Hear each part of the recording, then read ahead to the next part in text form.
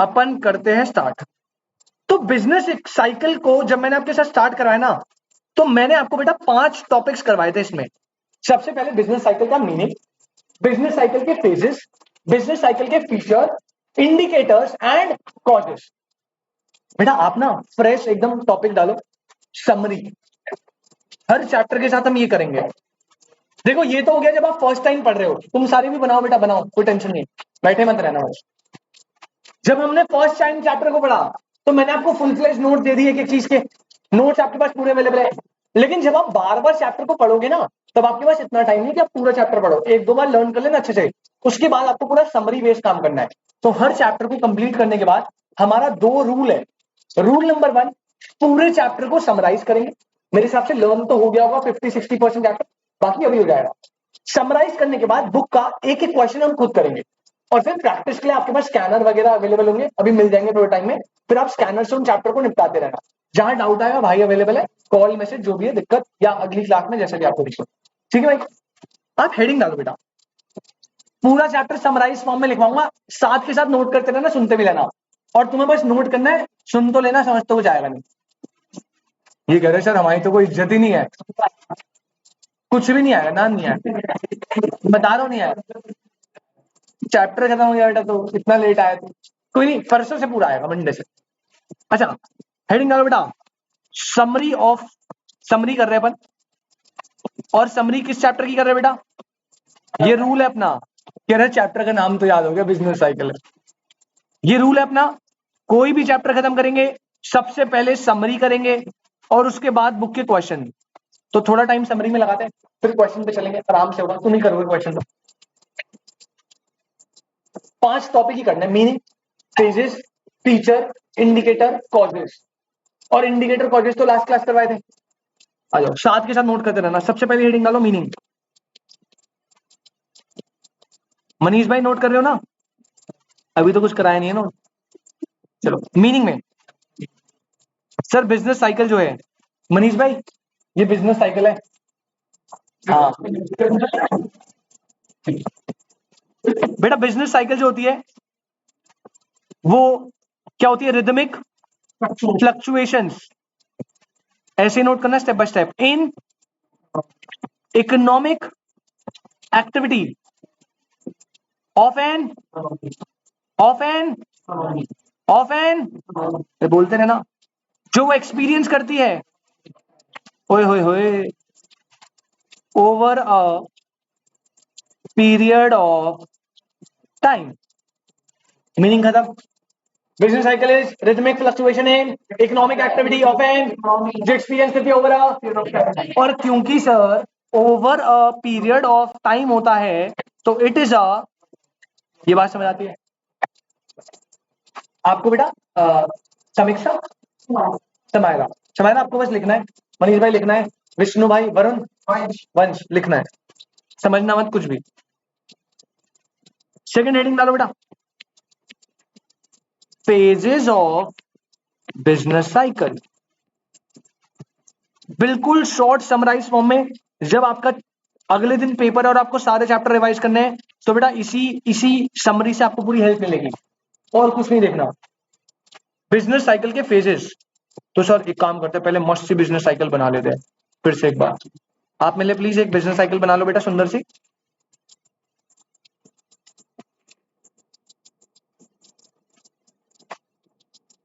सबसे पहले शिवम भाई, ये कौन सी लाइन है?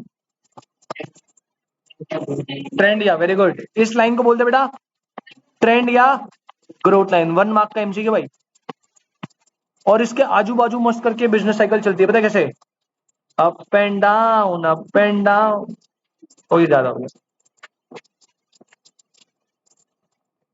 ऐसे बिजनेस साइकिल चलती थी, याद है आपको? अच्छा सर, सबसे पहले बिजनेस साइकिल में जो ये वाला चार्ट, ये वाला फेज, इसे बोलते थे फेज 1।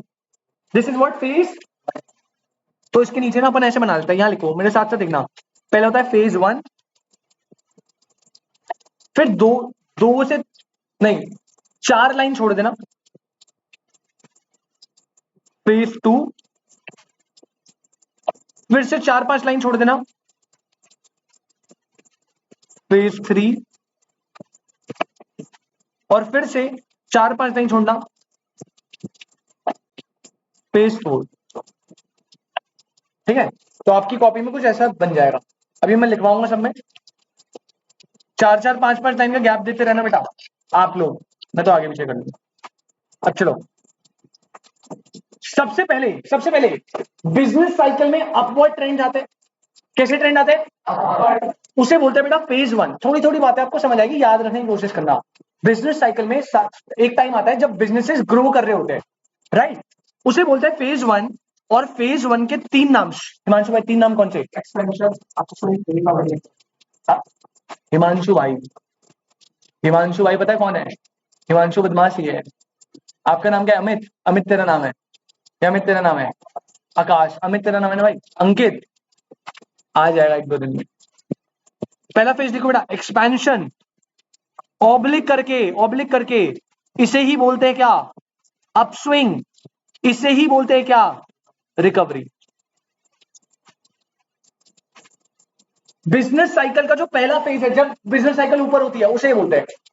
अच्छा, जैसे ही ये पॉइंट आता है श्रेया, जैसे ही मैक्सिमम पॉइंट आए, इसे क्या बोलते हैं? पीक। और शकल का बोंगे। चलो, फेज नंबर 2, 4 लाइन छोड़ी हुई आपने। फेज नंबर 2 आएंगे बेटा, दैट इज पीक और बूम और प्रोस्पेरिटी। तो यहां पे फेज 2 आ गया। सर ये फेजेस है क्या? अभी अंदर जाएंगे, बट पहले जब बिजनेस साइकिल ऊपर जाती है, that is expansion, upswing, recovery. जब बिजनेस साइकिल अपने टॉप पे होती है, पीक, बूम, प्रोस्पेरिटी। फिर बिजनेस साइकिल का एक फेज आता है जब वो क्या जाती है बेटा? This is contraction, down swing, recession. क्या होता?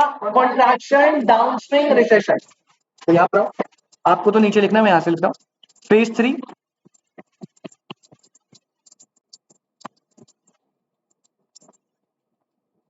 Contraction,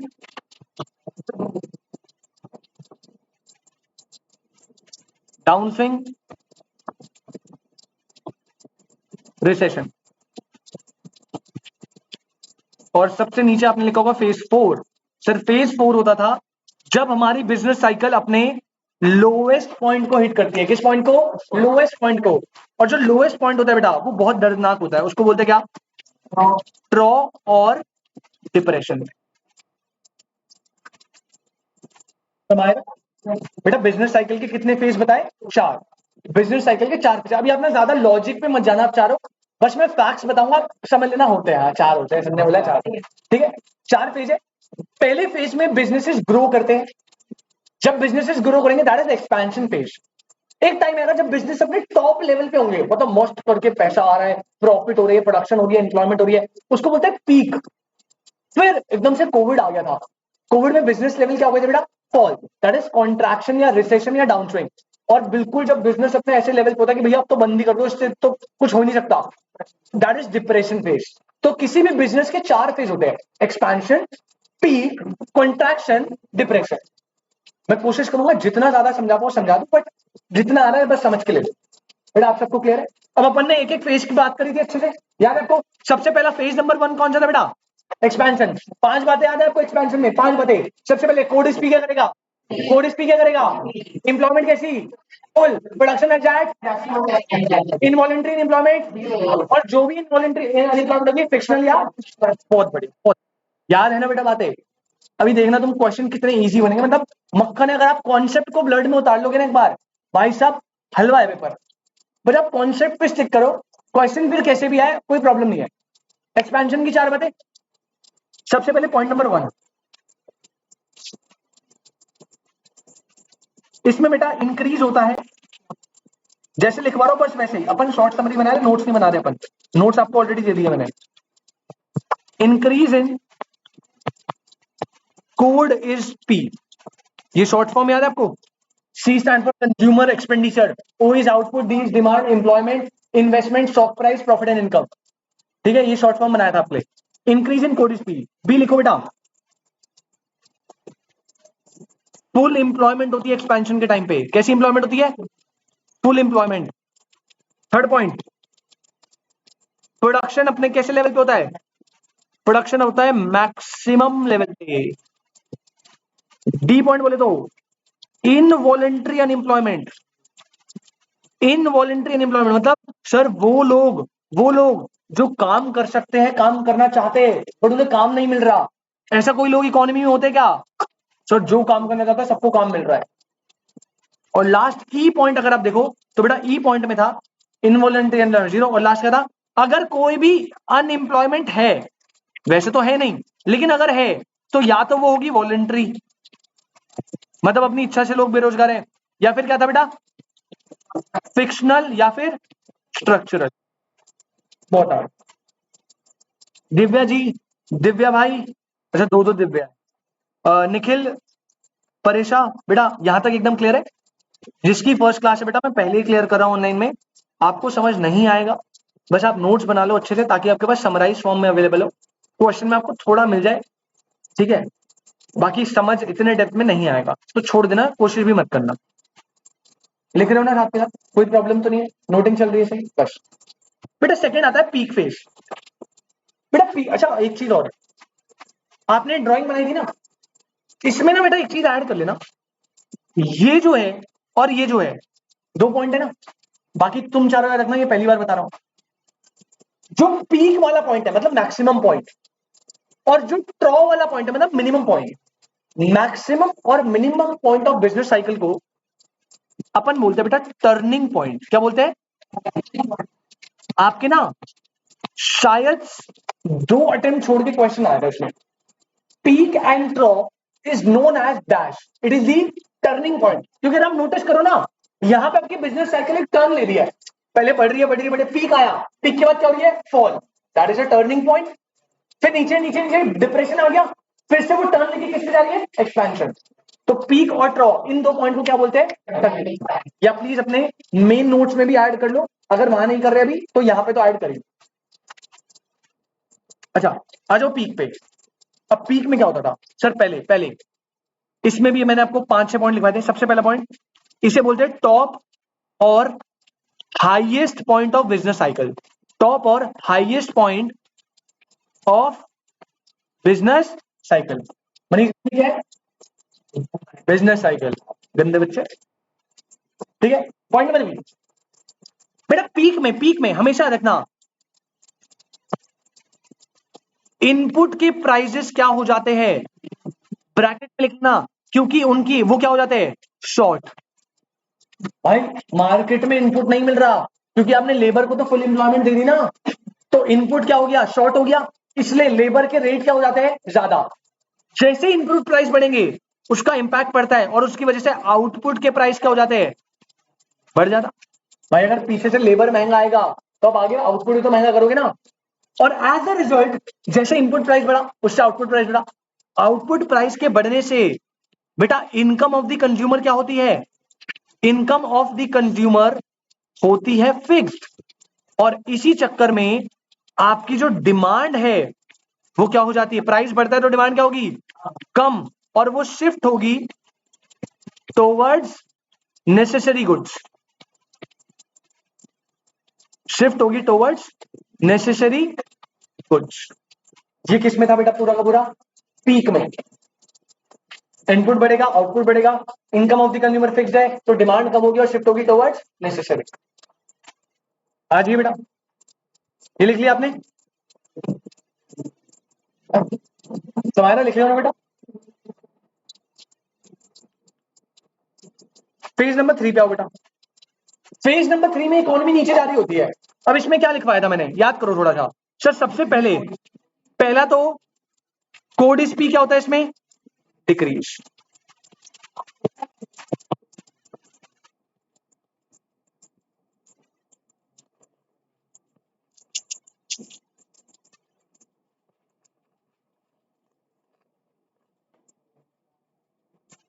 decrease in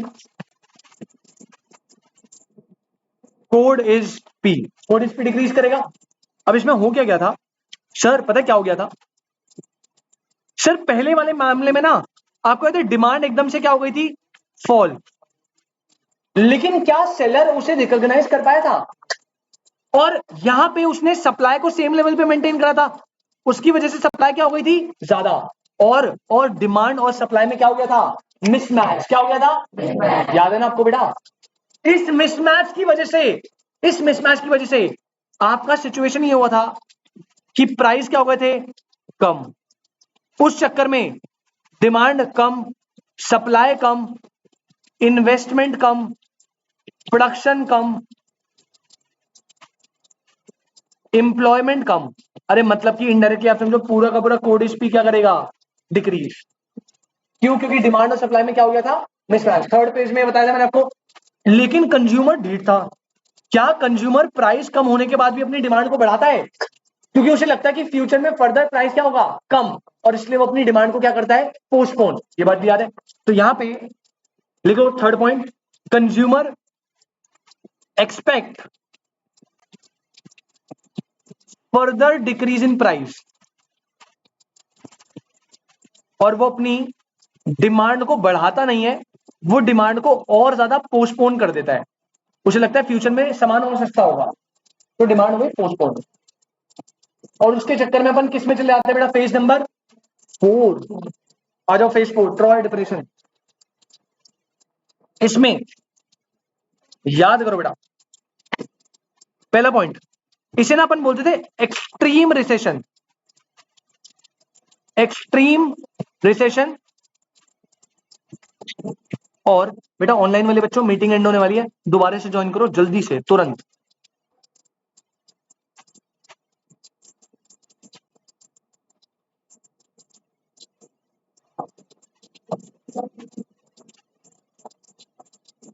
extreme recession, और करो क्या बोलते थे, सीरियस फॉर्म ऑफ रिसेशन।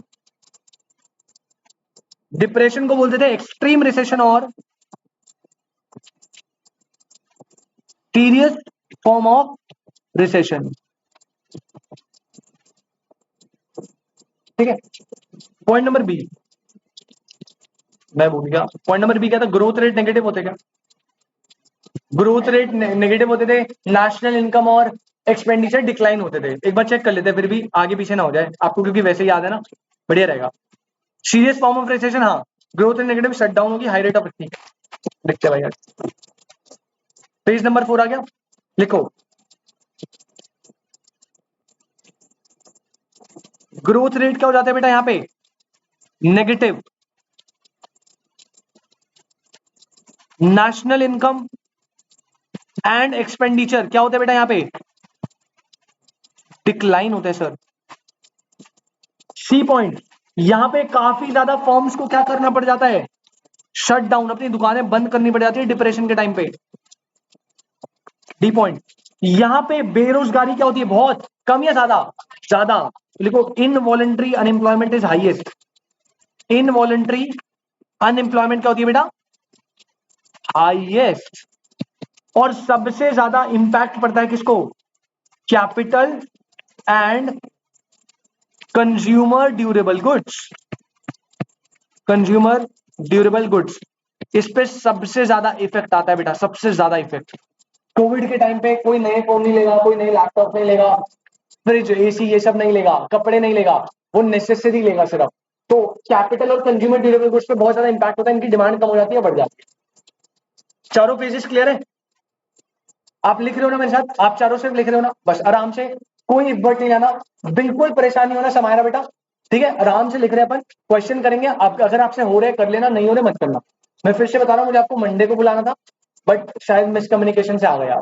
कोई प्रॉब्लम नहीं, बट कुछ सीखोगे, 10-20% कुछ भी सीखोगे। चलो भाई, मीनिंग डन, पेजेस डन, यहां तक किसी को कोई डाउट, स्पेशली पुराने बच्चे। क्या नाम था इनका रेट में, आपका बेटा गरिमा, याद क्लियर है बेटा गरिमा। चलिए दिव्या, आपको क्लियर है, दोनों दिव्या।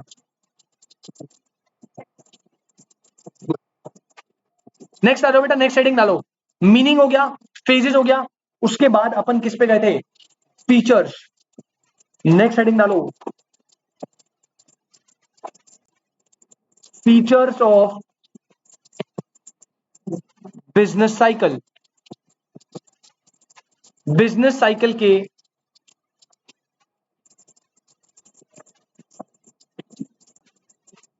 बिजनेस साइकिल के फीचर्स की बात करो बेटा मैं आपसे, आराम से याद है आपको, सारे याद है, एक बार रीड करते हैं, फटाफट रिकॉल करते हैं।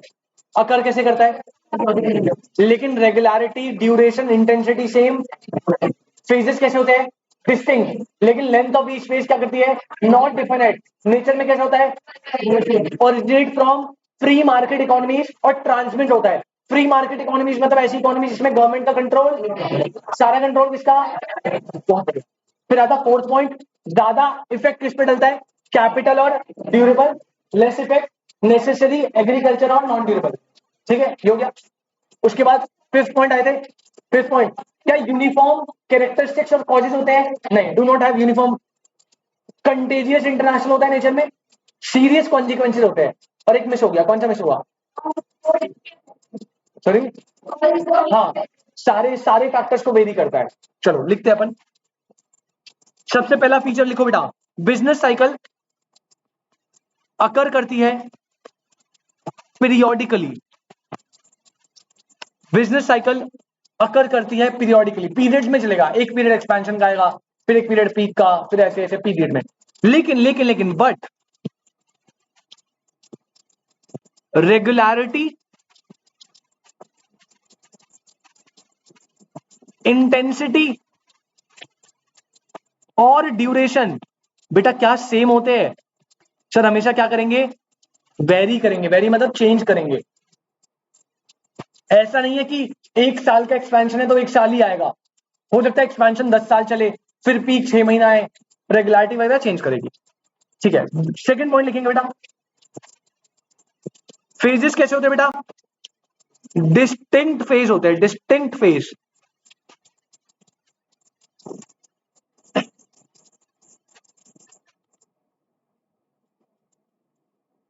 बट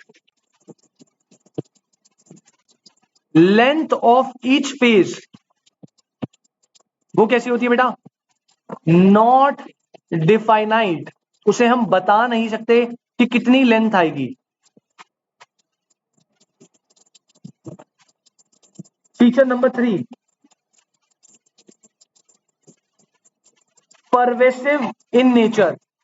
बिजनेस साइकिल नेचर में कैसी होती है बेटा, परवेसिव होती है। सर इसके अंदर मैंने आपको लिखवाया था, ओरिजिनेट होती है, इंपॉर्टेंट है, ओरिजिनेट होती है from free market economy, originate होती है फ्रॉम फ्री मार्केट इकोनॉमी, और फिर बाकी जगह पे क्या होती है बेटा, ट्रांसमिट।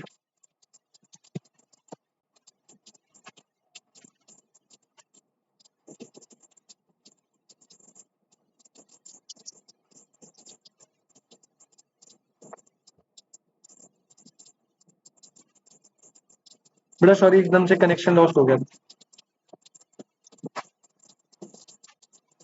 बेटा आपको आवाज आ रही है, दिव्या, दिव्या, निखिल, परीक्षा, ठीक है, ठीक, एकदम से बेटा कनेक्शन लॉस्ट हो गया था। अच्छा एक चीज और मार्क कर लेना, फ्री मार्केट इकोनॉमी, इससे क्वेश्चन आया था लास्ट पेपर में। फ्री मार्केट इकोनॉमी क्या होती है, सर जहां पे गवर्नमेंट का कोई भी कंट्रोल नहीं होता, सारा कंट्रोल होता है प्राइवेट सेक्टर पे। चलिए 3 फीचर हो गए, फीचर नंबर 4 पे आओ। बिजनेस साइकिल का इफेक्ट, दो चीजें, मोर इफेक्ट, इफेक्ट को आपकी बुक में क्या लिखा हुआ है, प्रोन, तो इसी वर्ड से आएगा, कंफ्यूज मत होना। प्रोन का मतलब होता है इफेक्ट, ज्यादा इफेक्ट कहां पे है और लेस इफेक्ट कहां पे है।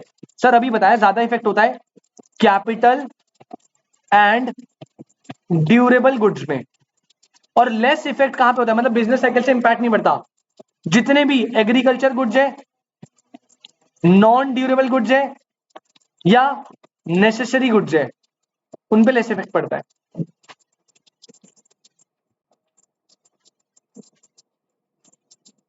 आगे आएंगे फीचर नंबर 5,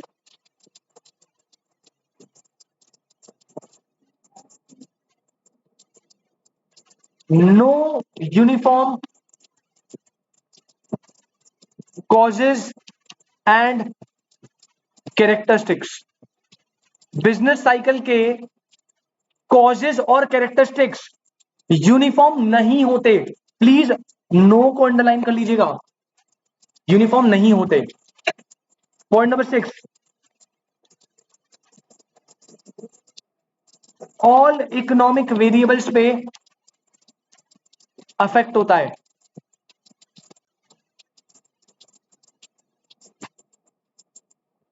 पॉइंट नंबर 7,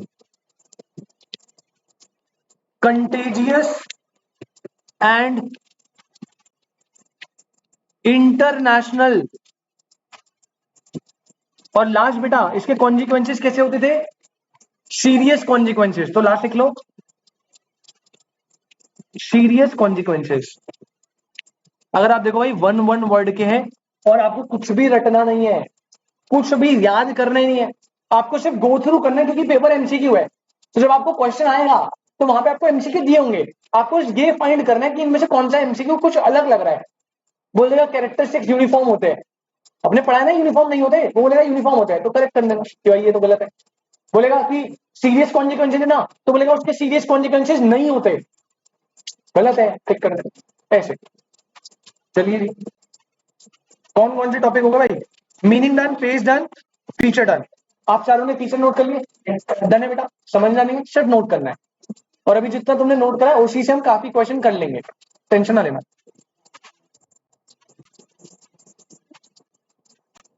अच्छा, फीचर के बाद बेटा आप अगली हेडिंग डालेंगे, अगली हेडिंग डालना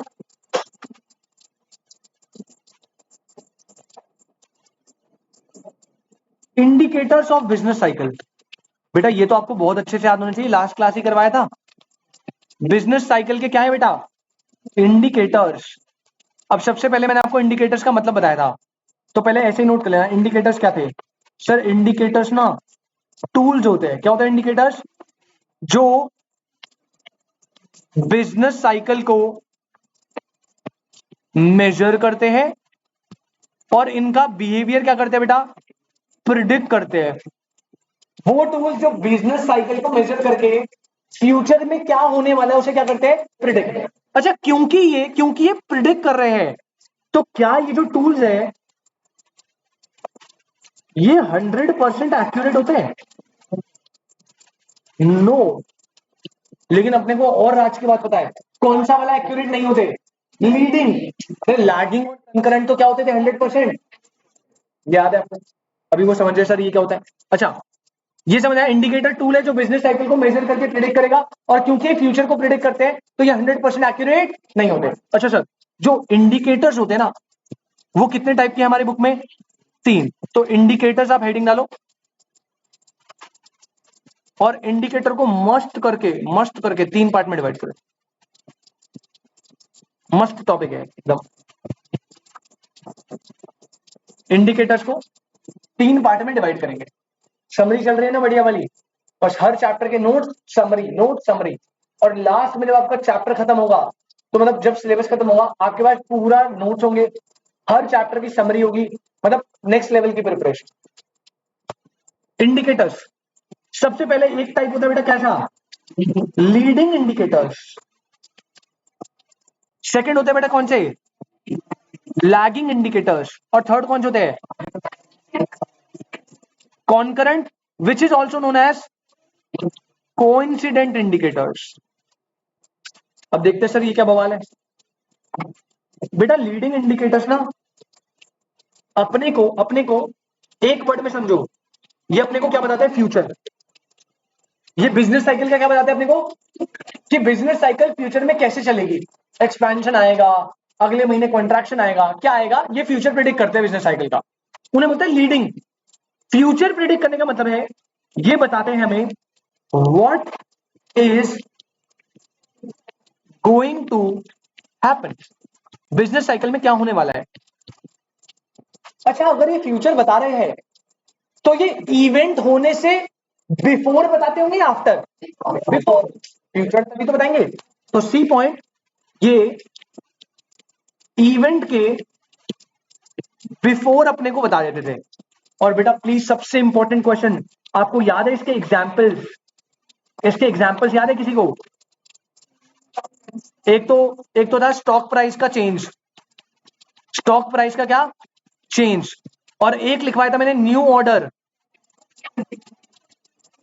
for capital and consumer good. बेटा प्लीज एग्जांपल पे फोकस करना। आपके मॉड्यूल में जितने भी एग्जांपल है आपको मतलब 4-5 ही होंगे, लास्ट क्लास मैंने लिखवा दिए थे ऑलमोस्ट सारे। प्लीज एग्जांपल पढ़ लेना क्योंकि डायरेक्ट क्वेश्चन आएगा, एग्जांपल दे देंगे, कहेंगे इनमें से कौन सा एग्जांपल लीडिंग का है या लीडिंग का नहीं है, ऐसे करके। New order for capital goods,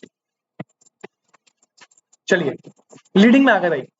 leading अपने को फ्यूचर बताएगा, what is going to happen, event जो है होने से पहले ही बता देगा। अच्छा अगर ये फ्यूचर बता रहा था तो on the other hand lagging क्या बता रहा था अपने को, पास्ट। सर ये कैसा इंडिकेटर है, यही तो गड़बड़ है आपकी बुक में, मैंने बताया था इसमें थोड़ी गड़बड़ है। बेटा ये ना अपने को पास्ट बताता है।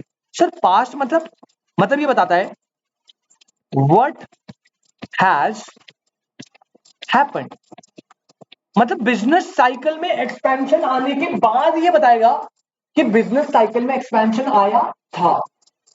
लीडिंग वाला में पहले बता देगा कि बिजनेस साइकिल में ये वाला फेज आने वाला है, वो फ्यूचर बताता है। ये क्या बताता है, पास्ट। क्या बताता है, व्हाट हैज हैपेंड, यानी कि ये इवेंट होने से पहले बताएगा, ये इवेंट होने के बाद बाद। तो यहां लिख लेना, वहां पे इवेंट बिफोर था, यहां पे इवेंट होने से बाद, आफ्टर। और बेटा इसके भी मैंने आपको कुछ एग्जांपल दिए थे बहुत इंपॉर्टेंट, आपको याद होगा अनएम्प्लॉयमेंट था, और बताइए जल्दी से, कॉर्पोरेट प्रॉफिट, और एक और था जो labour cost per unit, labour cost per unit. ये वो वाले जो सबसे ज्यादा फ्रीक्वेंटली पेपर में पूछे गए हैं। अदरवाइज 2-3 मैंने और लिखा थे, उनको भी प्लीज याद कर लेना। सर लास्ट आते हैं कंकरेंट या कोइंसिडेंट। अरे भैया क्या बताओ इसमें मैं, लीडिंग अपने को फ्यूचर बता रहा है, लैगिंग अपने को पास्ट बता रहा है, तो ये अपने को क्या बताएगा, तो पहला लिख लो, ये बताता है प्रेजेंट। सर प्रेजेंट बनाने का मतलब है, ये बताता है कि बिजनेस साइकिल में व्हाट इज हैपनिंग, मतलब अभी बिजनेस साइकिल में क्या हो रहा है, अभी क्या हो रहा है, ये बिजनेस साइकिल के साथ चलता है। ये इवेंट के, ये ना बिफोर चलता है ना आफ्टर, ये कैसे चलता था, साइमल्टेनियसली, वेरी गुड, साइमल्टेनियसली साथ साथ चलता है, ये चलता है बिफोर आफ्टर साइमल्टेनियसली। और डी, बेटा इसके भी मैंने आपको कुछ इंपॉर्टेंट एग्जांपल दिए थे, जीडीपी, इन्फ्लेशन भी था, right, very good, personal income, industrial production भी था इसका एग्जांपल, इंडस्ट्रियल प्रोडक्शन। पहले बताइए यहां तक कोई दिक्कत, कोई डाउट, समरी नोट बनने, चैप्टर खत्म होने वाला है, बस लास्ट कॉलेज बचा है। ये हो गया बेटा आपका इंडिकेटर वाला कॉन्सेप्ट समराइज। चलो तो 4 टॉपिक हो गए भाई, मीनिंग, फेजेस, फीचर, इंडिकेटर्स। अब लास्ट जो लास्ट क्लास में करा था दैट, कितने कॉज होते हैं, इंटरनल एंड एक्सटर्नल वाले में 5 सिंपल थे, इंटरनल वाले में याद के रखना था, प्लग इफेक्टिव डिमांड किसने दिया था, कीनस, इफेक्टिव डिमांड किसने दिया था, मनी सप्लाई किसने दिया था, हॉट ट्रे। साइकोलॉजिकल कॉज में 3 पॉइंट थे, पहला पिगो, स्कम्पीटर और कोवेब। पिगो ने बोला पूरा डिपेंड करता है किसमें, optimism and pessimism, optimism and computer की कौन सी थ्योरी, इनोवेशन, कौन सी थ्योरी, और कोवेब ने बोला प्रेजेंट के प्राइजेस इफेक्ट करेंगे फ्यूचर की प्रोडक्शन को। याद है बेटा सारी बातें, बहुत बढ़िया। तुम चारों परेशान मत होना, मुझे पता है तुम्हारे चारों के यहाँ से निकल रही होगी, क्या बोल रहे हो सर, या तो हिंदी बोल लो इंग्लिश बोल लो, एक चीज बोल लो। मैंने बोला था बेटा, समायरा मैंने बोला था ना पहले, मनीष भाई पहले बोला था ना, तुम्हारी गलती है भाई, तुम आ जाए, कोई नहीं भाई, पाप धो लो अपने थोड़े पुराने। लिख लिया बेटा तूने, बस लास्ट हेडिंग, फिर हम क्वेश्चन पे जा रहे हैं।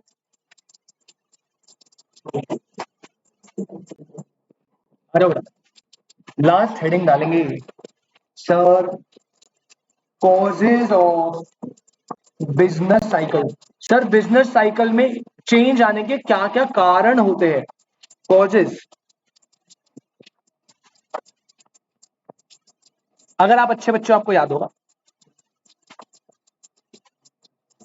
बेटा, बिजनेस साइकिल के कॉजेज जो होते हैं ना, कॉजेज, वो मैंने आपको 2 करवाए थे, कोशिश करना आपको याद हो। अगर आपको याद नहीं है तो दीवारों पे टकरे मार लेना बेटा। एक होते हैं इंटरनल कॉस्ट। मनीष भाई, बिजनेस साइकिल में जो चेंज आता है ना, कभी बिजनेस बढ़ता है, कम होता है, ये सब इसके कॉजेज होते हैं 2। एक होता है इंटरनल, इंटरनल मतलब आपकी कंट्री के अंदर कुछ गड़बड़ है, और एक है एक्सटर्नल कॉस्ट, जैसे रशिया और यूक्रेन में वॉर हो गई, अब उससे हमारे यहाँ पे भी तो इम्पैक्ट पड़ेंगे ना, लेकिन वो इंटरनल ही एक्सटर्नल, एक्सटर्नल। तो एक हो गए इंटरनल और एक हो गए एक्सटर्नल। पहले ना सर हम सिंपल वालों पे चले जाते हैं। अगर मैं एक्सटर्नल की बात करता हूं, फिर आपको याद है एक्सटर्नल में टोटल मिला के 5 पॉइंट थे, 5 पॉइंट। पहले 2 तो वॉर के थे, तो पहले वॉर वाले लिखते दो। पहला था वॉर, अगर लड़ाई झगड़ा हो गया। दूसरा था पोस्ट वॉर कंस्ट्रक्शन, मैंने आपको बताया था वॉर होने के बाद उस इकोनॉमी की हालत बहुत बिगड़ी होती है, तो उस टाइम पे वो अपने रिसोर्सेज से प्रोडक्शन करेगी या जो बिगड़ा हुआ है उसे बनाएगी वापस, तो वहां पे प्रोडक्शन में फ्लक्चुएशन आ सकती है ना, तभी पोस्ट वॉर कंस्ट्रक्शन। बेटा उसके बाद सी पॉइंट इंडिपेंडेंट है technological shocks, technological shocks. D आपको पता है भूकंप भूकंप सुनामी वनामी आ गई, क्या बोला था इसे? और ये तो तुम्हारा फेवरेट था, तुम्हारा फेवरेट पॉपुलेशन है, पॉपुलेशन ग्रोथ है तुम्हारा फेवरेट। क्या बात है, मतलब मैं बोल रहा हूँ तुम्हारा फेवरेट है तो मना भी नहीं कर रहे, बिल्कुल बेशक हाँ सर फेवरेट है। पॉपुलेशन ग्रोथ आपको पता ही है बेटा, इसमें मैं क्या डिस्कशन करूं, बस क्यों रहा भाई, बड़े गंदे बच्चे यार। अच्छा इंटरनल में आ जाओ। सर अगर मैं इंटरनल की बात करूं, ये बेटा ये बढ़िया था, इसमें इंपॉर्टेंट मामला है भाई। सबसे पहला ऐसे कर लो, ऐसे कर लो, पहले तो फ्लक्चुएशन, फ्लक्चुएशन जो थी ना वो आपको याद होगा 2 चीजों में आती थी, मतलब मैंने अलग अलग लिखवाया था। एक था इफेक्टिव डिमांड, ये पहला पॉइंट था फ्लक्चुएशन इन इफेक्टिव डिमांड, और एक था फ्लक्चुएशन इन, तो बेटा ये मैंने अभी मर्ज कर दिया, लेकिन पेपर में बुक में आपके 2 पॉइंट है, फ्लक्चुएशन इन इफेक्टिव डिमांड पहला पॉइंट, और फ्लक्चुएशन इन इन्वेस्टमेंट। भाई अगर आपकी इकोनॉमी में लोग ज्यादा इन्वेस्ट कर रहे हैं तो बेटा प्रोडक्शन ज्यादा होगी, एम्प्लॉयमेंट ज्यादा होगी, तो बिजनेस कहां चले जाएगा, एक्सपेंशन में। अगर आपकी इकोनॉमी में लोग इन्वेस्टमेंट कम कर रहे हैं तो बिजनेस नीचे जाएगा, मतलब इन्वेस्टमेंट भी डिपेंड करता है बिजनेस साइकिल पे। अच्छा इंपॉर्टेंट बात ये थी कि जो इफेक्टिव डिमांड वाला कॉन्सेप्ट था, इसको देने वाला ना एक इकोनॉमिस्ट था, एक इकोनॉमिस्ट ने बताया था ये वाला पॉइंट, और उसका नाम था बेटा क्या, प्लीज 1 मार्क के लिए याद रखना इसे, तुम्हारे एग्जाम में नाम बहुत इंपॉर्टेंट है, बहुत नाम आने वाले हैं, याद रखना। ठीक है, अभी फर्स्ट चैप्टर में जब हम पढ़ेंगे उसमें भी 4-5 नए नए नाम आएंगे। Fluctuation in effective demand, national factors. अच्छा अच्छा, ये ए था, बी वाला इन्वेस्टमेंट था, ये ए वाला इफेक्टिव डिमांड, बी था इन्वेस्टमेंट। फिर हमने सी करा था, that is variation in government spending. आपकी इकोनॉमी में गवर्नमेंट कितना खर्चा करती है उस पर भी ज्यादा डिपेंड करता है गवर्नमेंट स्पेंडिंग। डी पॉइंट जो था बेटा वो था ना macro economic policies, macro economic policy. इसमें कितनी पॉलिसी थी, एक थी फिस्कल और एक मॉनेटरी, वेरी गुड। उसके बाद last second last sorry, second last क्या था बेटा, और मनी सप्लाई। और इसमें भी एक और इंपॉर्टेंट पॉइंट, मनी सप्लाई वाला पॉइंट जैसे इकोनॉमिस्ट ने दिया था,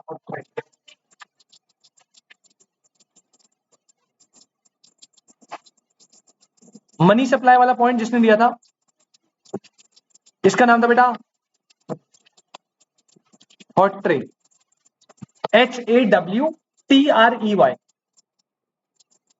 दो नाम बताए, इफेक्टिव डिमांड दिया था कीनेस ने, मनी सप्लाई दिया था हॉट्रे ने, और लास्ट और सबसे important that is psychological cause. अब साइकोलॉजिकल कॉज में भैया 3 लोग आ गए, 3 थे 4 थे, 3 थे, याद है ना बेटा, 3 लोग थे बेटा। साइकोलॉजिकल में 3 अलग अलग इकोनॉमिस्ट थे बेटा। सबसे पहले आया एक बंदा जिसका नाम था पिगो। पिगो ने बोला कि बिजनेस साइकिल में चेंजेस सिर्फ और सिर्फ डिपेंड करते हैं 2 चीजों में, that is optimism and pessimism.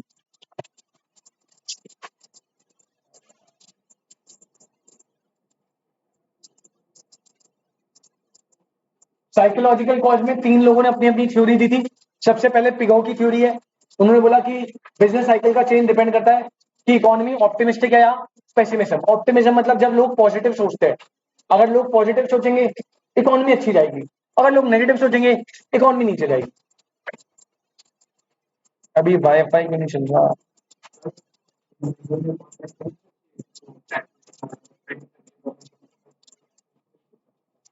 Taxation, हाँ हो सकता है बेटा। यार ऐसे तो तू 1000 पॉइंट बता दूंगा मैं देखो। हमारे सिलेबस में 6 है ना। टैक्स बिल्कुल तू सही कह रहा है। अगर गवर्नमेंट टैक्स ज्यादा इम्पोज करेगी तो लोगों से पैसा ले लेगी ना, तो लोग डिमांड नहीं कर पाएंगे। बिल्कुल सही है, हो सकता है। नहीं नहीं नहीं, इंटर में तो बेटा तेरी इकोनॉमिक्स ही बदल जाती है। इंटर जब ग्रुप 2 पढ़ेगा ना तू, वहां पे इकोनॉमिक्स होती है फाइनेंशियल मैनेजमेंट वाली, वो थोड़ी अलग होती है।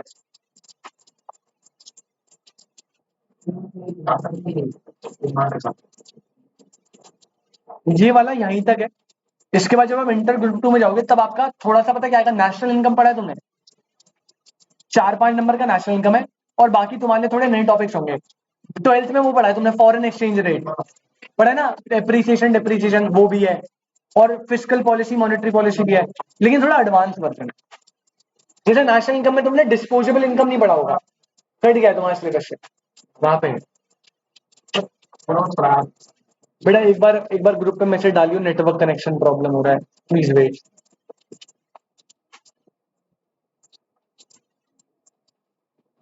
बेटा प्लीज 2 मिनट देना।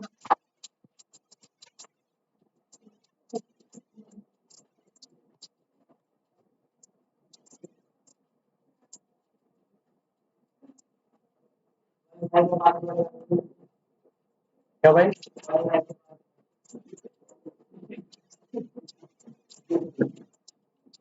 ये बात तो बाहर रिसेप्शन वाले नाम से पूछे, अकेले बताओ।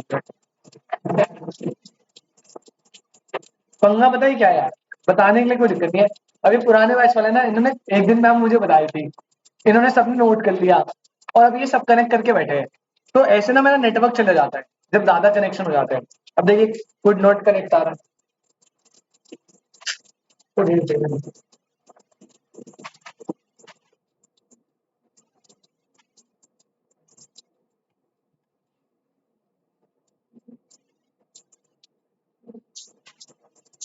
बेटा आपको आवाज आ रही है? हेलो?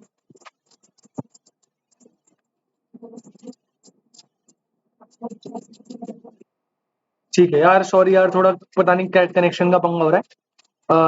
परेशा दिव्या, आपको आवाज आ रही है बेटा? दिव्या गिरी,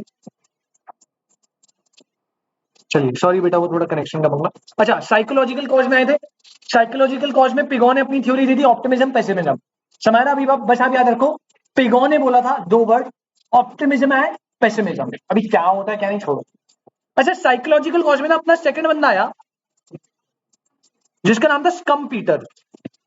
अब स्कम पीटर ने ये बोला कि बिजनेस साइकिल में चेंज आने का सिर्फ एक ही रीजन है, दैट इज इनोवेशन।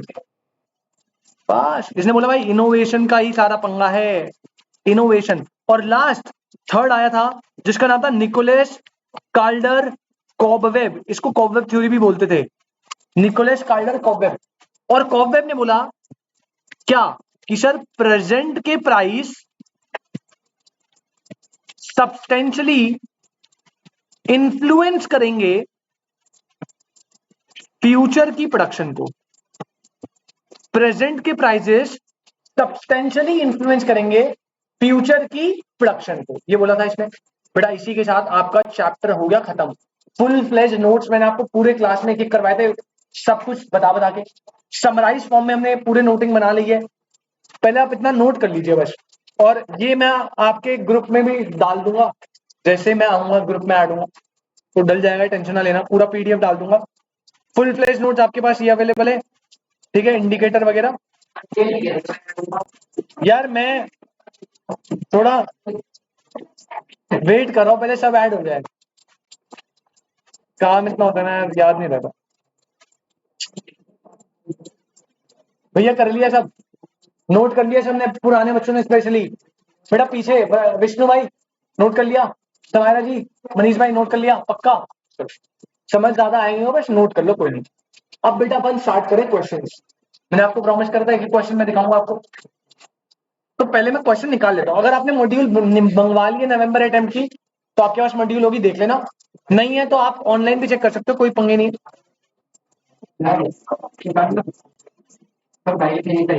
मैं यही यही खुलवा रहा हूँ, कोई टेंशन नहीं है, देख लियो तुम। बस 1 मिनट देना बेटा।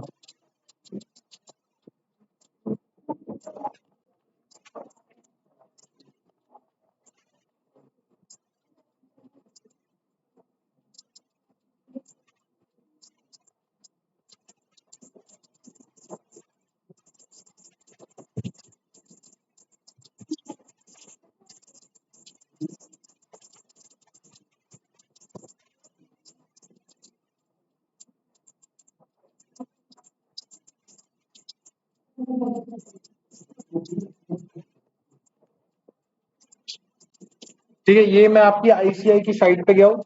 स्टडी मटेरियल मई वाला भी आया, नवंबर वाला भी बना नहीं है, बट कोई फर्क नहीं पड़ता, सेम ही होता है, एक आधा क्वेश्चन ऊपर नीचे हो जाता है।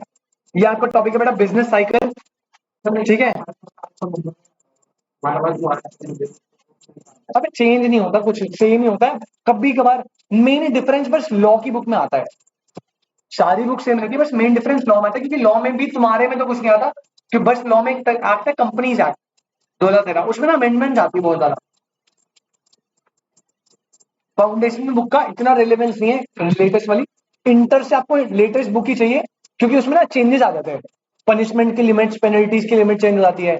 तो आपको अगर आपने एमसीक्यू में गलत कर दी टिक, तो मार्क्स कट जाएंगे।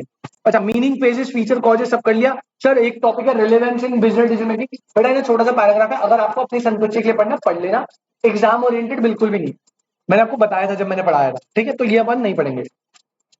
अरे मीटिंग रीजॉइन करो बेटा, मीटिंग एंड होने वाली है, दोबारा रीजॉइन कर लो फटाफट, फिर एक बारी में खत्म कर देंगे। रीजॉइन करो जल्दी से।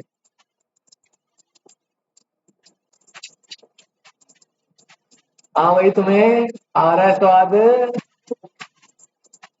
कह रहा सर गलत आ गए सर, आज चीटिंग हो गई हमारे साथ। कोई नहीं, सही है ना? परेशान तो नहीं हो ना? परेशान मत हो ना बस, मतलब क्वेश्चन निकाल देते भाई।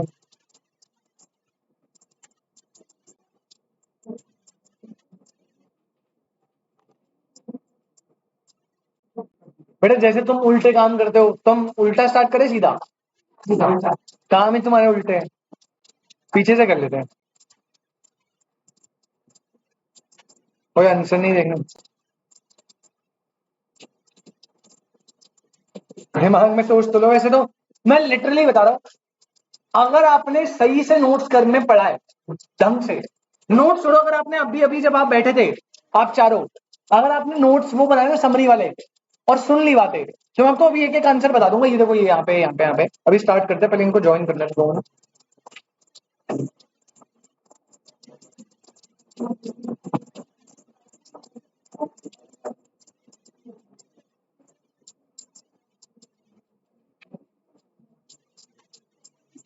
चलिए, क्या आपकी परमिशन है स्टार्ट करने की? बेटा कर दूं मैं स्टार्ट? मतलब तुम परमिशन दोगे मुझे? चलो भाई, सीधा देखो, हमेशा जिंदगी में उल्टे काम करना, हमेशा, ठीक है समझ? तो हम फर्स्ट नहीं 27 से स्टार्ट करेंगे।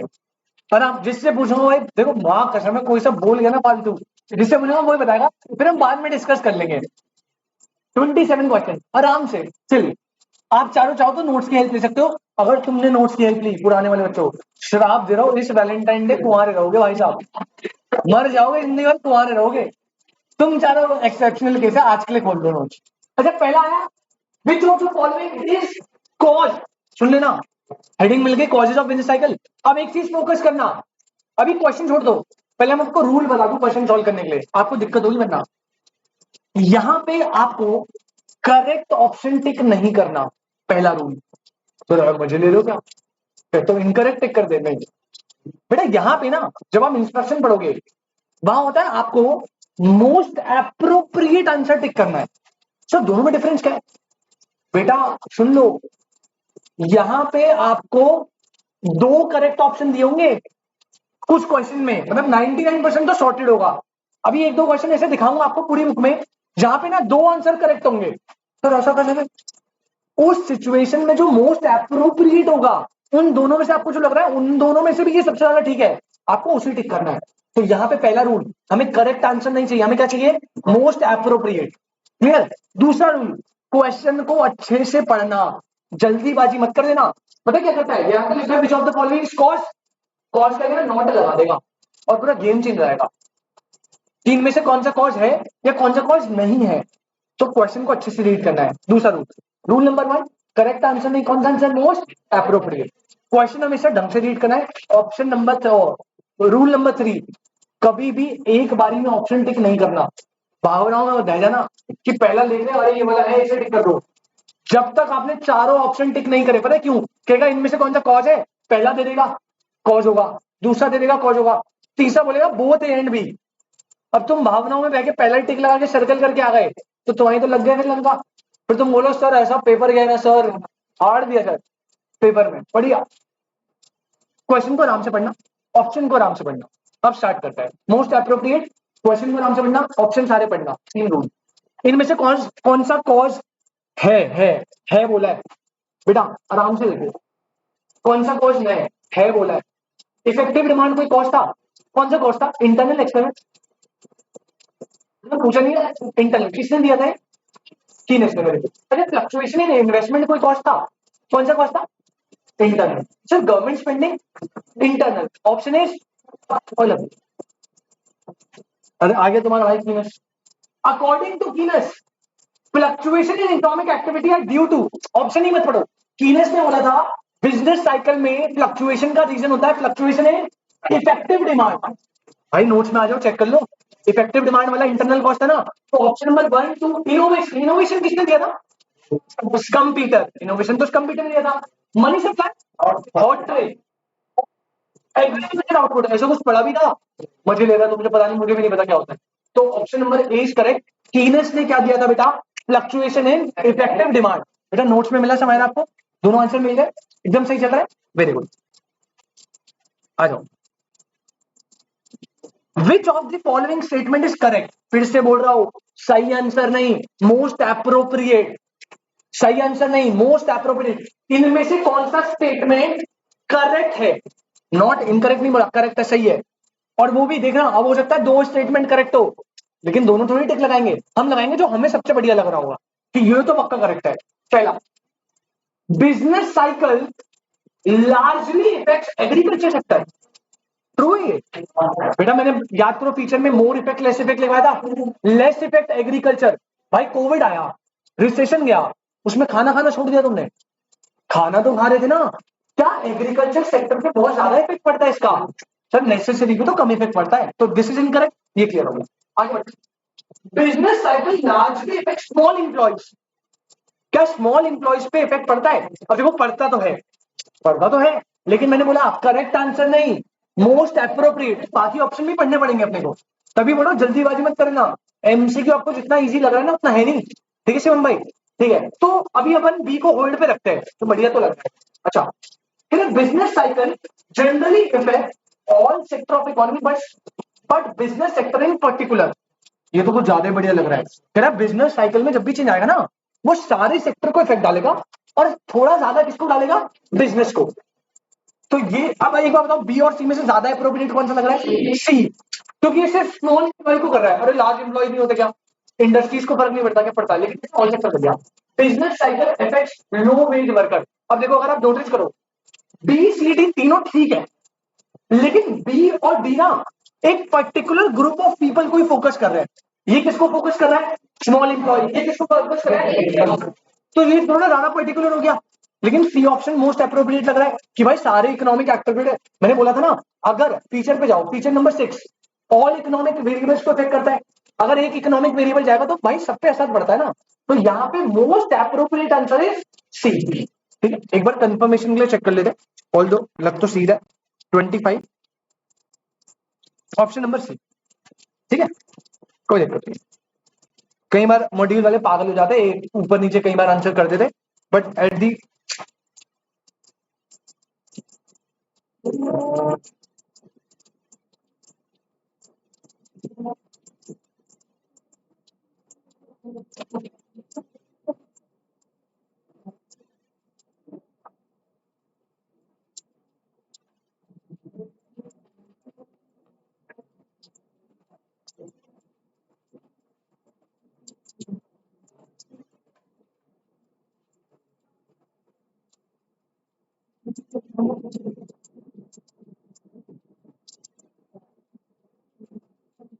2 मिनट रुक जाए।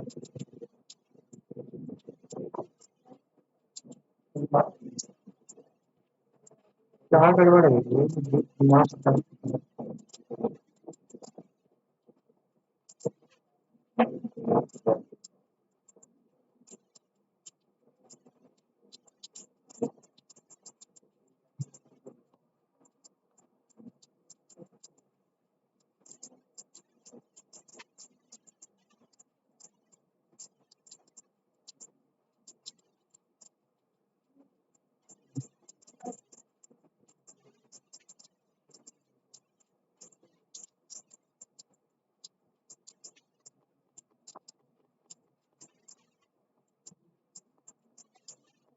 एक बार वो पकड़ो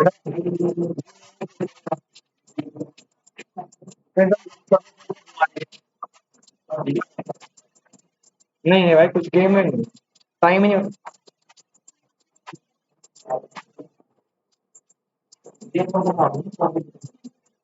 अबे पासवर्ड मुझे थोड़ी पता है। और भाई लैपटॉप से कैसे स्कैन करूँ?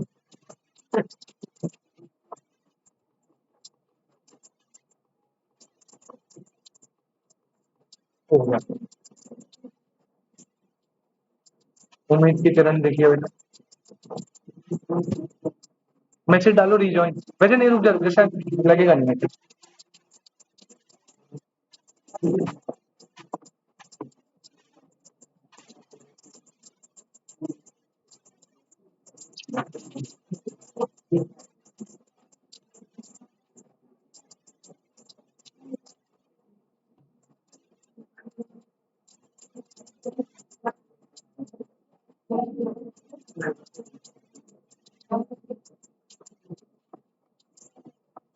बड़े खुश हो रहे हो यार तुम तो।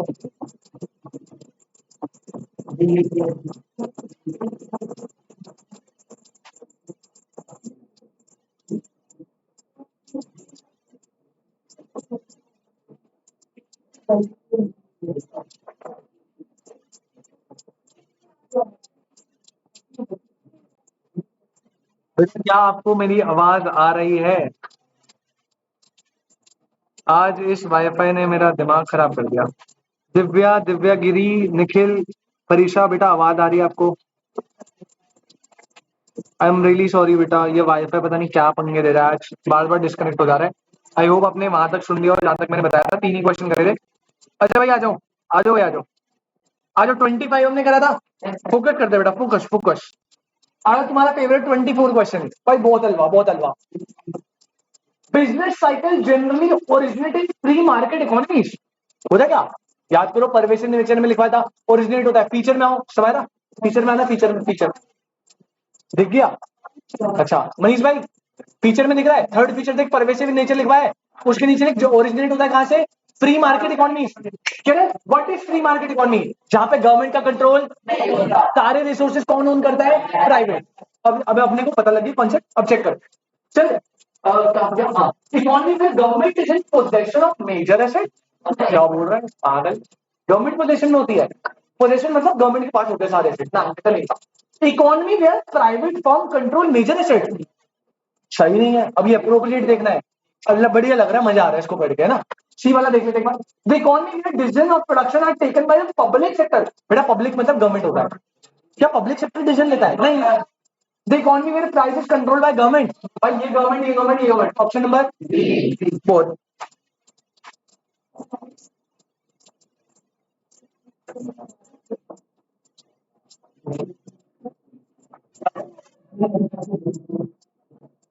भैया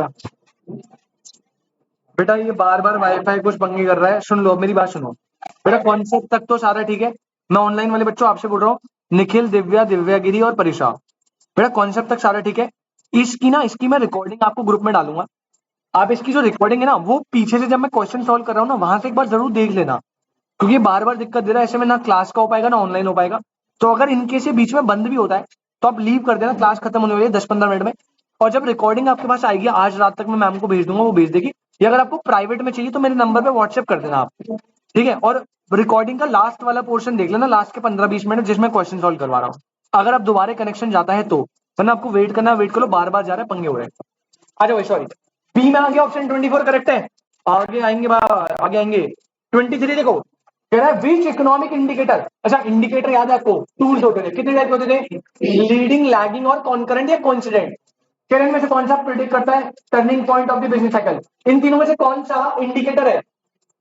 तीनों ही है, जो ऑप्शन है तीनों ही प्रिडिक्ट करते हैं ना, तीनों इंडिकेटर है। अभी इस भारी वाले को छोड़ते हैं, 22 को स्किप करो, अभी मैं जल्दी जल्दी करवाता हूँ डायरेक्ट वाले। अच्छा पहले ही आ जाओ, 20 बना दो। अभी हमने 22 छोड़ा है ना, आप याद रखना, एक दो क्वेश्चन छोड़े हैं वो बाद में देखेंगे, और जिनमें ज्यादा पढ़ना है टाइम लग जाएगा, टाइम होने वाले। अकॉर्डिंग टू डैश, कह रहा किसके अनुसार trade cycle occur due to onset of innovation. याद करो कॉजेज, कॉजेज में साइकोलॉजिकल तीन थे, पिगो, स्कम्पीटर और कॉबवेब। पिगो ने बोला था ट्रेड साइकिल किसका रिजल्ट होती है, ऑप्टिमिज्म एंड पेसिमिज्म। स्कम्पीटर ने क्या बोला, और अगर ऐसे बोला present prices future production, cobweb. तो यहाँ पे तो इनोवेशन की बात हो रही है, किसने किया था, डीनस ने क्या किया था, इफेक्टिव डिमांड। किसने क्या किया था, हॉटरे ने क्या किया था, मनी सप्लाई। एडम स्मिथ ने क्या किया था, और सर ये कौन है, ये बेटा फर्स्ट चैप्टर में पढ़ोगे। एडम स्मिथ, एक नंबर पे क्वेश्चन आता है, Adam Smith is father of modern economics. हाँ, फादर ऑफ मॉडर्न इकोनॉमिक्स है। इनकी एक बुक है, बहुत बहुत अच्छी बुक है इनकी, और wealth of the nation, sorry, ठीक है, इन्होंने लिखी थी, उसकी डेट वगैरह फर्स्ट चैप्टर में पढ़ेंगे, ये नाम आता रहेगा बार बार, बट अभी यहाँ कंफ्यूज करने की जगह computer is the right answer. अच्छा आगे आ रहा हूँ क्वेश्चन नंबर 20 में। क्वेश्चन नंबर 20 एग्जाम्पल बोले थे ना, एग्जाम्पल बोले थे, which of the following is not, option सुनना, which of the following is not an example of coincident, coincident और कंकरेंट। पहले आप एक काम करो, लिस्ट चेक करना अपनी, उसमें वो इंडिकेटर की लिस्ट चेक करो। कोइंसिडेंट कंकरेंट में मैंने 3 एग्जांपल लिखवाए थे, शायद जीडीपी, इन्फ्लेशन, पर्सनल इनकम और इंडस्ट्रियल प्रोडक्शन। पहले तो भाई इंडस्ट्रियल प्रोडक्शन कोइंसिडेंट का एग्जांपल है, या तो नॉट बोला है ना, तो ये तो नहीं हो सकता। इन्फ्लेशन है क्या, और रिटेल सेल है क्या, सर हमें तो लिखा नहीं है। छोड़ो को एक सेकेंड, ये वाला एग्जांपल है क्या, लेकिन ये वाला एग्जांपल ना आपने लीडिंग में लिखा हुआ है, लीडिंग चेक करो, अगर ये लीडिंग में लिखा हुआ है तो क्या कोइंसिडेंट हो सकता है। जैसे मैंने ये भी नहीं लिखा है, ऑल्दो लास्ट क्लास में मेन नोट्स में लिखवाया था, लिखवाया था ना। आज जो समरी नोट्स वाले बच्चे ना, बेटा ये नहीं लिखवाया था मैंने, वो समरी थी ना, फुल फ्लेज नोट में लिखा था, बट आपको ये टिक करना है, क्यों, क्योंकि किसका एग्जांपल है, लीडिंग, तो ऑब्वियस बात। आ जाओ भाई, अगला 19th क्वेश्चन देखते हैं, फीचर्स है, कह रहे different phases of business cycle. कह रहे बिजनेस साइकिल के जो डिफरेंट फेजेस होते हैं उनमें पढ़ना पड़ेगा। Do not have the same length and severity, severity is like intensity, ठीक है। कह रहा है बिजनेस साइकिल के जो फेजेस होते हैं ना, उनकी लेंथ और सेवरिटी सेम नहीं होती। सही है क्या, सही है यार। आप फीचर में जाना जरा, जो आज नए बच्चा है, सेकंड पॉइंट पढ़ो, फीचर का सेकंड पॉइंट, उसमें लिखा है distinct phases but length of each phase is not defined. मिला आपको, तो सही तो बोल रहा है। कह रहा है do not have the same length, same length नहीं होती, करेक्ट है भाई। कह रहा है expansion phase always last more than 10 years. ये क्या बकवास कर रहा है, क्या मैंने कहीं पे भी बताया कि एक्सपेंशन इतने टाइम तक चलेगा? भाई वो तो हमें पता ही नहीं है, मैंने बताया ना इंटेंसिटी ड्यूरेशन वेरी करेगी। एक्सपेंशन कितने टाइम तक चलेगा कोई नहीं बता सकता, या कोई भी फेज कितने टाइम तक चलेगा कोई नहीं बता सकता। तो ये तो बिल्कुल ही झूठ बोला, कोई लिमिटेशन तो है नहीं। हो सकता है एक्सपेंशन 6 महीने चले, हो सकता है 6 साल चले, हो सकता है 60 साल चले, मैं नहीं बता सकता। तो बिल्कुल ये जो है, ये जो है, ये भी गड़बड़ है। लास्ट वीडियो पे do not get certificate, none of the above. But इसमें ए ऑप्शन करेक्ट होगा, बाकी जब तो फॉल्स है ना, different pages of business cycle, उनकी सेम लेंथ नहीं होती, यही तो बताना ना। ये इनकरेक्ट है, ये भी बकवास कर रहा है, ये तो क्या कर रहा है, बट फिर भी अगर आपने, मैं ये पढ़ के मुझे समझ आ गया था यही करेक्ट है, लेकिन फिर भी आपको बाकी ऑप्शन को भी एक बार रीड करना है, क्योंकि हमें करेक्ट आंसर नहीं, हमें क्या चाहिए, मोस्ट एक्यूरेट। प्लीज ये हैबिट बना लो अपनी पूरी इकोनॉमिक्स में। एमसीक्यू में ये दिक्कत देगा वरना आपको, ये लंबा चौड़ा है, रुक जाओ।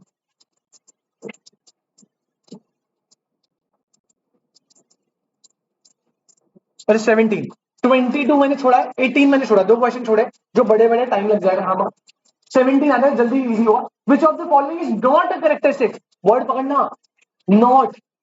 हमारा कैरेक्टरिस्टिक्स नहीं होनी चाहिए, तो अपने को कैरेक्टरिस्टिक्स पता है, सारी आर्ट है। अब कुछ अलग अलग सा दिखेगा, उसको पॉइंट आउट करना है। बिजनेस साइकिल के सीरियस कॉन्सिक्वेंसेज होते हैं, यस 8 फीचर लिखवाया था, सीरियस कॉन्सिक्वेंसेज तो ये तो है। बिजनेस साइकिल अगर periodically do not have exhibited same regularity, ये भी करेक्ट है। फर्स्ट पॉइंट देखो, पीरियोडिकली अगर करेगा लेकिन रेगुलरिटी सेम। बिजनेस साइकिल है यूनिफॉर्म कैरेक्टरिस्टिक्स एंड प्रोजेक्ट। और बड़ा आप फिफ्थ पॉइंट देखने वाले का, do not have uniform characteristics and project, तो यहाँ पे करेक्ट क्या है। और कंटेजियस और अनप्रेडिक्टेबल तो होता है नेचर में। 7 पॉइंट का कंटेजियस एंड इंटरैक्शन, तो ऑप्शन नंबर कौन सा आ गया बेटा, ये छोड़ो। 15 पे आओ, peak and drop the business cycle are known as, अभी बताया था तो नोट्स में, पीक और ट्रॉज होता है उसे क्या बोलते हैं। जब एग्रीगेट इकोनॉमिक एक्टिविटी डिक्लाइन होती है उसको फेज को क्या बोलते हैं। पर एक बार रीड कर लेना, कॉन्ट्रैक्शन एक्सपेंशन करने पर, हाँ कॉन्ट्रैक्शन बोलते हैं। कोडिस भी पूरा डिक्रीज चलता है, थर्ड फेज आता है ना कॉन्ट्रैक्शन। लीडिंग इकोनॉमिक इंडिकेटर्स पहले हम याद कर लेते हैं। सर लीडिंग इंडिकेटर वो होते थे जो हमें फ्यूचर बताते थे, यानी what is going to happen, और ये इवेंट होने से पहले, लैगिंग वाले इवेंट होने के बाद, और कोइंसिडेंट इवेंट के साइमल्टेनियसली साथ साथ। अब पढ़ लेते हैं। Leading indicators are used to forecast probable shift in economic policy, पता नहीं क्या बोल रहा है, are generally used to forecast economic fluctuation. थोड़ा ठीक लग रहा है, जनरली यूज होता है इकोनॉमी में जो फ्लक्चुएशन आती है उसे क्या करने के लिए, फोरकास्ट। ये अभी तक चलेगा। Are indicators of stock price existing in economy, indicators of probable recession depression. क्या सिर्फ रिसेशन और डिप्रेशन ही बताता है, अबे सब कुछ ही बताएगा। ऑप्शन नंबर बी करेक्ट लग रहा है बेटा, एक बार चेक कर लेते हैं। इसके एग्जांपल में क्या स्टॉक प्राइस लिखा था, stock price exact stock price या चेंज इन स्टॉक प्राइस। मैंने बोला था एक एक वर्ड पकड़ लेना, स्टॉक प्राइस नहीं होता, चेंज इन स्टॉक प्राइस लिखा था ना। अगर यहाँ पे चेंज इन स्टॉक प्राइस होता ना तब यहाँ पे कंफ्यूजन होती, बट अभी यहाँ पे बी होगा। एक बार चेक कर लेते हैं, 13 ना, 13 बी है, ठीक है सही जा रहे हैं अपन। जल्दी से दो एक दो और देख लेते हैं, फिर अगली थोड़े बच गए तो लास्ट क्लास देख लेंगे बेटा। आ रहे हो 4 फेजेस यार, ये तो हलवा क्वेश्चन है। 4 फेजेस बता दो कौन से फटाफट, 4 फेज बता जल्दी से। ये क्या कर रहा है,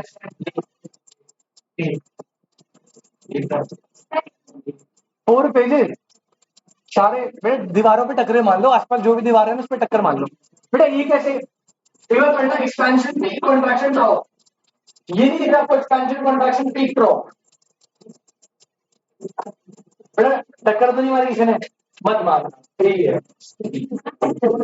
मैं थोड़ा, हाँ ठीक है। देखो वैसे तो वैसे ये तो हो नहीं सकता, contraction expansion drop boom, peak depression bust boom, भाई बस्ट तो कुछ था ही नहीं।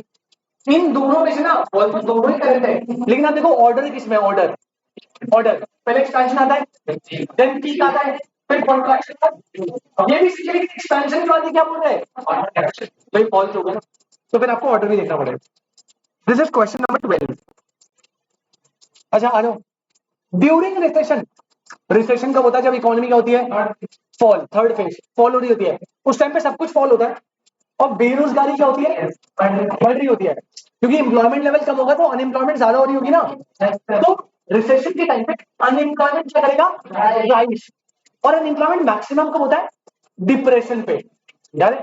तो अनएम्प्लॉयमेंट राइज करेगा, ये राइज है, ये राइज है, और ए और बी में से ही होगा। ऐसे क्या होता है, आउटपुट क्या होता है इसमें, तो राइज एंड फॉल कहां पे, ये बात समझ आती है, मक्खन चल रहा है एकदम। अभी तक हमने 2 क्वेश्चन छोड़े, 18 और 22, 10 भी छोड़ दो।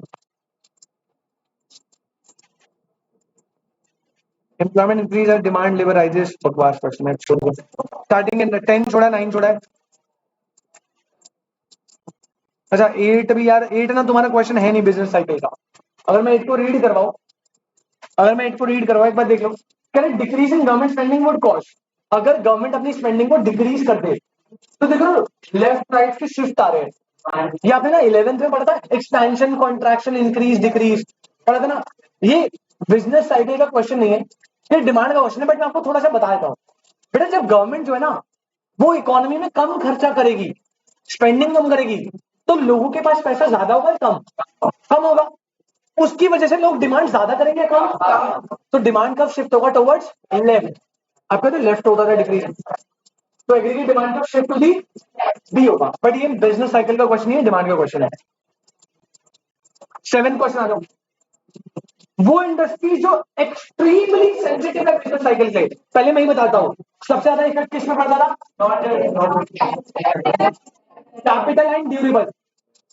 फोर फीचर के फोर्थ पॉइंट वाला, बिजनेस साइकिल का ज्यादा इंपैक्ट पड़ता है कैपिटल गुड्स पे और ड्यूरेबल गुड्स पे, लेस इंपैक्ट पड़ता था नॉन ड्यूरेबल, एग्रीकल्चर, नेसेसरी। तो अभी अभी हम बोलते एक्सट्रीमली सेंसिटिव कौन है, तो भाई देख लो capital goods and non durable, नहीं capital goods and option number check करना पड़ेगा। क्वेश्चन नंबर 6 आओ।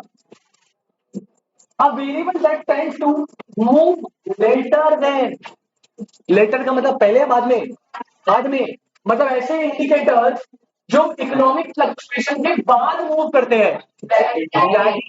सर लीडिंग तो बिफोर होते हैं, लैगिंग कौन से होते थे आफ्टर, और कॉन्करेंट क्या होते थे साइमल्टेनियस। तो इसका ऑप्शन नंबर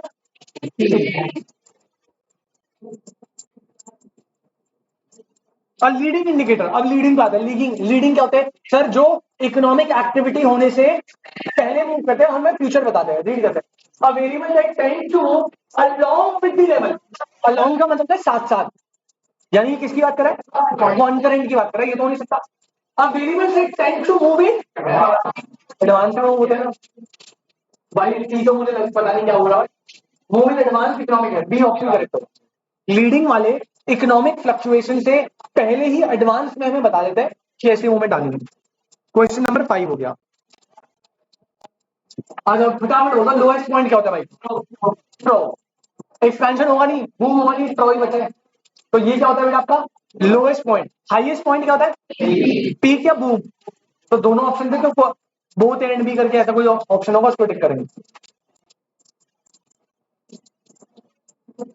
फिर ट्रॉ के टाइम पे, ट्रॉ मतलब सबसे लोएस्ट पॉइंट, ट्रॉ के टाइम पे business cycle assessment dash hits its lowest. Trough के टाइम पे सबसे लोएस्ट क्या होता है, inflation, money supply, unemployment, aggregate economic. Inflation अपने लोएस्ट पॉइंट पे होती है,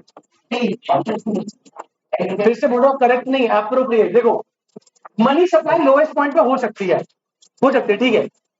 अनएम्प्लॉयमेंट तो भाई हाईएस्ट होती थी, ये तो हो नहीं सकता, ये शायद हो सकता है। लेकिन अगर आप इससे देखो ना, ये पूरे की बात कर रहा है, कह रहा है अपनी पूरी एग्रीगेट इकोनॉमिक एक्टिविटी लोएस्ट होती है।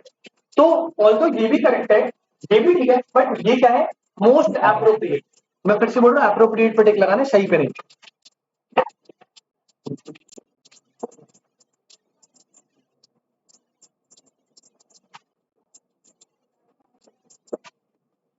सेकंड देख लो, a significant decline in general, decline कब आता है बिजनेस साइकिल में, कॉन्ट्रैक्शन में, रिसेशन में, रिकवरी में। पंगा देख रहे हो, जब इकोनॉमी डिक्लाइन करती है यानी फेज टू है, थ्री बोलो ना, टू कैसे, उसे कॉन्ट्रैक्शन बोलते हैं। और कॉन्ट्रैक्शन को सर इसमें तो दो आंसर करेक्ट है। वो कह रहा है वो पार्ट जहां पे इकोनॉमिक एक्टिविटी क्या होती है बेटा डिक्लाइन, उसे बोलते थे recover, contraction, down swing, recession. ये पेज 3 के 3 नाम थे, इन्होंने ना यहाँ कॉन्ट्रैक्शन भी दे दिया, यहाँ रिसेशन भी दे दिया। अब क्या करें, देखो इसके दो आंसर है। पहली बात तो आपके पेपर में ऐसा होगा नहीं, पहली बात एग्जाम में ऐसा नहीं होगा।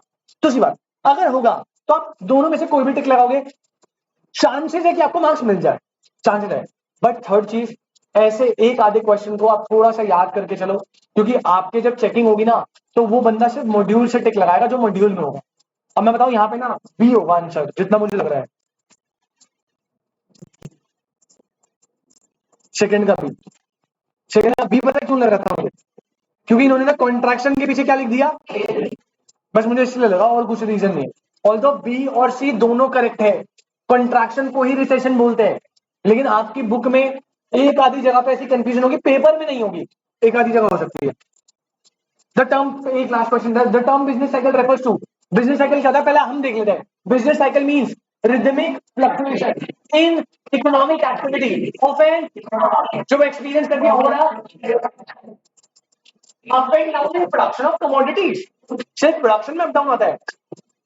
Fluctuating levels of economic activity over a period of time, ये थोड़ा करेक्ट लग रहा है। डिक्लाइन, भाई डिक्लाइन थोड़ी है, बिजनेस साइकिल में तो पूरे अप एंड डाउन आते हैं ना, डिक्लाइन तो सिर्फ किसमें आता है, कॉन्ट्रैक्शन में। इंक्रीजिंग, भाई इंक्रीजिंग की बात नहीं कर रहा, वो पूरी इकोनॉमिक एक्टिविटी में फ्लक्चुएशन की बात करता है, ऑप्शन नंबर। तो 27 में से मोटे मोटे हमने 25 क्वेश्चन, 24-25 देखिए, 2-3 क्वेश्चन छोड़े जो बड़े बड़े थे, वो अगर डाउट होगा आप पूछ लेना। एक बार बेटा प्लीज आप घर पे इन क्वेश्चन को दोबारा प्रैक्टिस करना, और बुक में पेंसिल टिक मत लगा देना, ऐसे अभी बुक होगी नहीं, पेंसिल टिक लगाना बाद में करोगे फिर दिक्कत होगी, ठीक है।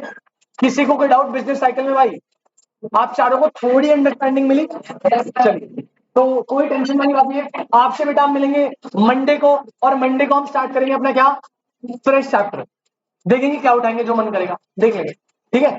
समझ आया नितीश भाई? बेटा किसी भी बच्चे को कोई भी डाउट प्लीज बताएंगे, तुम 4 लोगों को छोड़ के, किसी भी बच्चे को कोई भी डाउट, भाई इग्नोर तो मत करो यार, हाँ बोल लो ना बोल लो, इतना तो मुझे मेरी क्रश ने इग्नोर नहीं करा कभी, तो तुम बिना सुने ही जा रहे हो। बेटा डाउट है किसी को, नहीं ना, चलो मिलते हैं भाई आपसे, टाटा बाय बाय। ऑनलाइन वाले बच्चों बेटा टाटा बाय बाय। साक्षी बेटा अगर आप सीएस के बच्चे हो तो सीएस की क्लास बेटा 2 मिनट में स्टार्ट कराओ। साइंस के लिए भाई देख कोई टेंशन नहीं है, चलिए बेटा मिलते हैं आपसे 1 मिनट, मिलते हैं आपसे बेटा, टाटा बाय बाय। परसों न्यू चैप्टर स्टार्ट करेंगे बेटा।